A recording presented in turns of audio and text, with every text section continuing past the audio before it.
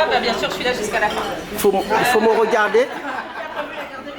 Je m'appelle Béya, donc B-E-Y-K, et j'interviens, donc je dirige un cabinet que j'ai moi-même fondé, qui s'appelle Béya Conseil, 2LE, et on intervient dans du coaching de carrière pour cadres, dirigeants et managers, avec une méthode qu'on a mis en place, que j'ai créée, qui permet d'analyser son parcours dans sa globalité en intégrant le cadre officiel, contrat de travail et stage, le cadre bénévole et le cadre de vie. Donc clairement, on va au-delà des diplômes et au-delà des compétences visibles.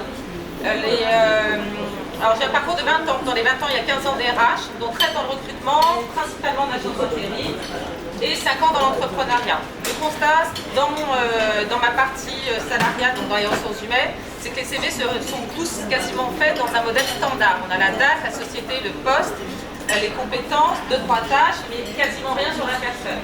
La manière dont j'ai toujours travaillé, c'est de mettre en avant l'identité du candidat, l'identité de l'entreprise, parce que l'entreprise a sa propre identité, et bien sûr l'identité du responsable hiérarchique. Et c'est ce maillon-là qui fait que ça marche. Et donc aujourd'hui, je développe cette méthode. Cette méthode, elle donne des résultats. Et surtout, en fait, ce qui m'intéresse personnellement, ce qui nous intéresse, c'est la personne avant de s'intéresser à ses compétences, savoir qui elle est, comment elle fonctionne, quel est son univers, et aussi comment elle fonctionne chez elle.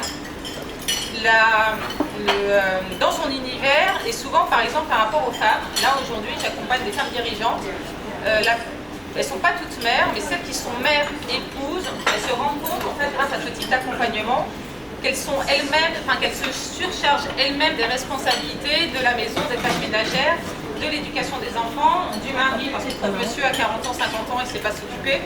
Mais en fait, c'est surtout que c'est la femme qui prend toutes ses responsabilités sans que le monsieur, sans que les enfants ne lui demandent. Et en fait, c'est toute l'éducation, la société, toutes ces croyances qui fait que les hommes, certains hommes pensent que l'épanouissement de la femme se trouve dans sa famille. Du coup, la femme pense que son rôle c'est de s'occuper de sa famille, mais dans sa tête, quand on est saturé déjà, c'est normal qu'on ne voit plus clair dans son entreprise. Et donc du coup, je travaille beaucoup là-dessus, et ça permet déjà de recréer de la communication et des échanges au sein même de sa famille, de comprendre qui on est réellement en tant que personne, homme ou femme, et justement de s'alléger l'esprit et de s'ouvrir l'horizon dans le développement de son entreprise et de clarifier les choses et surtout de mettre en avant sa propre identité et de faire émerger son vrai profil au-delà des compétences. Et là où j'interviens aussi, c'est sur la valorisation des compétences, femmes ou hommes, justement ce qu'on fait tous les jours, ce qu'on pense être naturel. Et du coup, il y a certaines personnes, en fait, quand elles n'ont pas de diplôme, elles pensent qu'elles ne savent rien faire. Sauf qu'on sait faire énormément de choses. On a tous une partie d'autodidacte en soi. Même quand on est salarié, on fait beaucoup plus que ce qui est indiqué dans le contrat de travail. Et c'est là-dessus où on travaille, c'est là-dessus où je travaille. Et clairement, en fait, moi, je suis passionnée par ce que je fais. J'aime beaucoup ce que je fais et mon travail c'est de faire émerger pour chaque personne qu'on accompagne ce qui nous fait vibrer réellement et ce qui clairement en fait c'est faire en sorte que chaque personne qu'on accompagne s'éclate dans son travail. Ça ne veut pas dire que cette personne elle va changer de travail, ça veut vraiment dire de faire émerger son identité, de comprendre que chacun et chacune on a ses propres modes de fonctionnement et que logiquement il n'y a plus de conflit parce que dès l'instant où on va travailler avec des gens, si ça ne marche pas, on ne va pas être en conflit avec cette personne parce qu'on comprend qu'on a son propre mode de fonctionnement et on comprend que cette personne a son mode de fonctionnement. Donc on n'est pas dans le jugement, on n'est pas dans la standardisation d'un modèle unique. Et sur l'Afrique, j'ai commencé à intervenir, je suis d'origine algérienne, donc j'ai commencé à intervenir en Algérie. Donc il y a énormément de choses, il y a plein de projets en cours. Et aussi, pour moi, l'Afrique est un seul et même continent. Il n'y a pas un morceau dans le nord, dans l'est ou dans l'ouest. Parce que souvent, quand on entend Afrique, le réflexe qu'on a, c'est l'Afrique noire.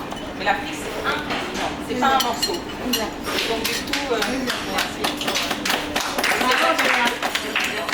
Et c'est là-dessus, en fait, où je ne travaille pas là-dessus, mais c'est comme ça que je fonctionne en tout cas. Et donc du coup, c'est là-dessus, je vais continuer à intervenir sur le continent africain.